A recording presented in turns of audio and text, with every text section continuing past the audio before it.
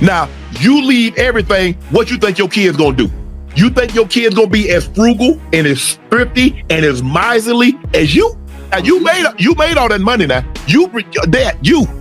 Am I satisfied? Okay. I'm satisfied with my career. And I remember, you guys every night. And I was one of those type of athletes. So why do you think some of the things that have happened in your career are... Floyd Mayweather has suddenly disappeared from the public eye, and it's got people talking. Just days after Shannon Sharpe made a shocking statement on his show, fans and insiders are buzzing with questions. Known for his flashy lifestyle and strong presence on social media, Mayweather's sudden silence feels unusual. Sharpe's bold comments lit up the sports world, and now many are wondering, is Mayweather stepping back on purpose, or is there something more serious going on behind the scenes? What makes Floyd so unique? Because he fought, he fought Pacquiao, he fought you, he fought Gotti, he fought Corrales, he fought Ricky Hatton, he's fought so many, and all these guys, a lot of these guys had titles at the time or were former world champions like yourself. What makes him so unique? His pedigree. Look, I'm good friends with his father. The best trainer I've ever had. Wow. By far. He is, well, except for the professor who trained me for the Chavez fight when I beat Chavez in 1996. But Floyd Sr. is the best trainer I've ever had. He's a teacher. And that's what Floyd Jr. grew up with. He grew up with a teacher who disciplined him to be the very, very best. And I love his patience. I love the fact that he's a hard hitter and he has a chin. Back in 2017, NFL Hall of Famer Shannon Sharpe took aim at boxing legend Floyd Mayweather Jr., calling out his over-the-top lifestyle and how he handles his money. The criticism came after reports revealed that Mayweather had asked the IRS for extra time to pay off his 2015 tax bill, even though he regularly showed off his wealth online. Sharpe's comments sparked a bigger conversation about whether Mayweather's claims of being a billionaire were really true. How much money could you reasonably walk out of this fight with? 350 million. $350 million. Yes. Wow. I know you love money, right? I mean, it's cool. It's cool. Yeah. It's cool. What do you do with all this money? And, cash is king. Do you have an ATM card? I'm the human ATM. Sharpe didn't hold back his frustration, saying, "Floyd's been through this before, how do you still not get it? What really bothers me is seeing you all over Instagram and Twitter, showing off stacks of cash, living large, and yet you still won't pay what you owe." What money could you reasonably walk out of this fight with? 350 million. $350 million. Yes. Wow. I know you love money, right? I mean, it's cool. It's cool. Yeah. It's cool. What do you do with all this money? And, cash is king. Do you have an ATM card? I'm the human ATM. In response, Mayweather fired back on Instagram, defending his finances. He claimed he paid $26 million to the IRS in 2015 and questioned why the media kept doubting him. "While everyone's out here counting my money and assuming the worst," he wrote, "here are the facts. Uncle Sam got $26 million from me in 2015. What more do they want?" Over the years, Shannon Sharpe has regularly weighed in on Mayweather's boxing career, often pointing out flaws in his approach. After Mayweather's 10th round TKO win over Conor McGregor in their 2017 crossover fight, Sharpe praised his strategy but also raised concerns about how real the competition was. He believed the fight was more about cashing in than testing Mayweather's skills. Floyd with that uppercut, flush, and Floyd kept coming. I think Conor knew he was in trouble. Floyd has a chin. I've told you before, he's got a chin. And McGregor doesn't punch as hard as you thought he did. And nope, he does. That's Skip, where you're wrong. And I told you about the gloves. It's a difference. Dana said, well, you could feel his knuckles. I said, when you get those hands wrapped, he's not going to feel any knuckles. Skip, this might have been one of Mayweather's best performances. It was. Agreed. For the simple fact is, he had a 175-pound heavy bag in front of him with no head movement. Really, yeah, he was unorthodox with his stances, but I knew in a million years he was never going to beat Floyd Mayweather, Skip, because he's not a boxing tactician. He had too wide of a base. In the MMA, Skip, you need a wide base to guard against leg strikes and takedowns. So he had a wide base. He had too much, he was too square on, so all this Floyd could hit. Sharpe's comments reflect his broader criticism of where boxing is headed. He believes too many fighters today focus more on protecting their undefeated records than on taking real risks in the ring. In his view, Mayweather's career has played a big role in shaping this mindset. Sharpe argues that this trend is hurting the sport by making it less exciting for fans who want to see top fighters go head-to-head. He's called for a return to the days when the best regularly faced the best, fights that built legacies and kept the sport thrilling. Stomach, chest. As a boxer, you got to be like this. You want to make the target as narrow as possible. And for Floyd to do what he did, he was just like, okay, give me your best shot. Put that rope-a-dope on him like the Rumble in the Jungle skip. You remember Zaire? Give me all you got. Conor was just throwing all those shots. And then come round 4 and 5, Joe, I thought I was at the club. All them jello shots Conor was passing out because they had nothing on them. Jello shot, hey, Conor, let me get one of them tangerine jello shots because there ain't nothing to it. And Floyd walked through it, hit it, power shot after power shot. Skip, he wasn't doing nothing pretty, nothing, no peekaboo, no shoulder roll, straight right hands to his dome like I told you he would. Now remember, I ain't gonna run shoot this man. He too small, you effed. You should have left me where I was, brother. You should have left me there. In a passionate debate on Shannon Sharpe's Club Shay Shay podcast, Stephen A. Smith made a striking comparison between Michael Jordan and Floyd Mayweather Jr. He suggested that both athletes didn't just win, they overwhelmed their opponents so completely that it made those opponents seem less skilled. According to Smith, while LeBron James is widely respected, Jordan and Mayweather stood out because they instilled fear in their competition. LeBron will beat you, I know, Smith said, but MJ would make you look like less than what you are. Everybody that Mayweather fought, he made him look like it was 5 years too late. Right. And that's how that's the greatness of him. Yes. You look at the champions that this man beat and made them look mundane in beating them. Right. You talk about Mayweather, right? Mayweather. I would say the same about Jordan, but that's a different. Oh, there you go. No. I mean, I'm glad that you heard that. I mean, that's what I'm talking about. That's what I'm saying. You know, because Jordan will make you look like you're less than what you are. Like before Scotty? LeBron would beat you. I know he ain't. But MJ would make you look like less than what you are. Floyd Mayweather discussed his fight with Conor McGregor on Club Shay Shay, revealing a clever strategy he used during the match. Mayweather admitted he purposely let McGregor land some early punches, knowing the MMA fighter wasn't used to the longer rounds in boxing. By taking those hits and conserving his energy, Mayweather was able to tire McGregor out, leaving him vulnerable as the fight went on. Once McGregor started to fade, Mayweather shifted to offense, dominating the later rounds and securing a TKO victory in the 10th. His approach highlighted his sharp boxing intelligence and experience in the ring. So talk us through the fight with Conor McGregor. Obviously, he's a UFC guy, MMA, and it seems like to me your game plan was like you would just walk. I'd never seen you just like you was like taking punches. You was like walking through his punches. Do you not feel he could knock you out?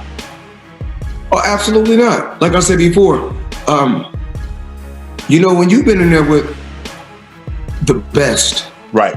When I say the best, meaning, I could throw so many different names out there because we'll get to those names in a minute. We're going to talk about that because Floyd, I don't think you get the credit you deserve for the fighter that you are. You beat 16 world champs. You're 50-0. But people always make excuses. When he fought De La Hoya was old. I don't know. I think I beat, if I'm not mistaken, I beat 23. You beat.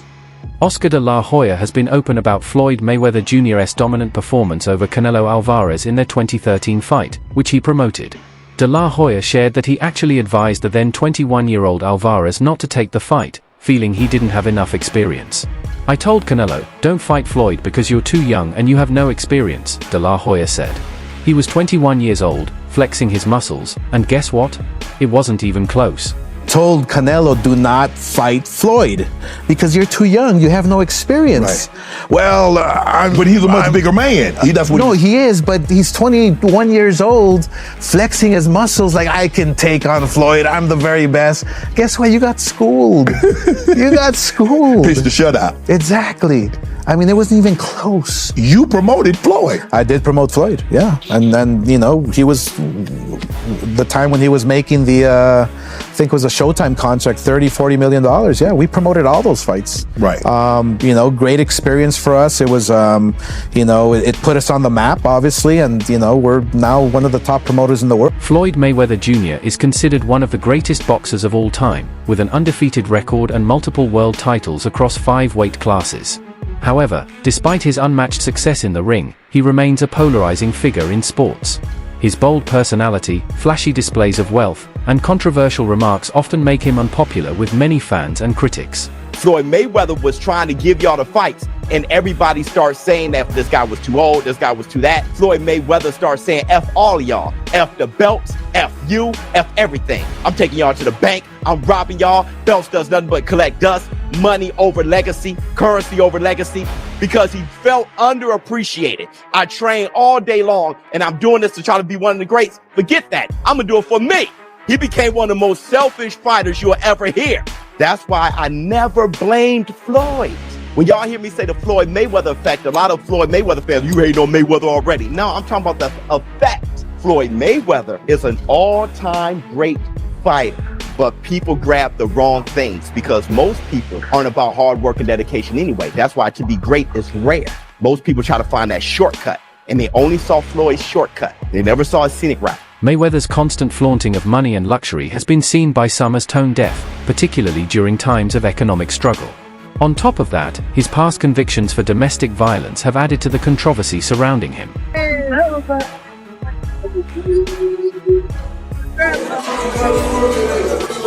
In an interview, Mike Tyson opened up about the struggles Floyd Mayweather may be facing, drawing from his own experiences. Tyson pointed out that, despite Mayweather's incredible success, he's likely realizing that true friends are hard to come by and that jealousy may be at play. While many athletes have wealth, Mayweather is seen as the world champ, which puts him in a unique, tough spot in the celebrity world. Tyson believes Mayweather needs to accept that real friendships might not be as glamorous as the ones he might hope for.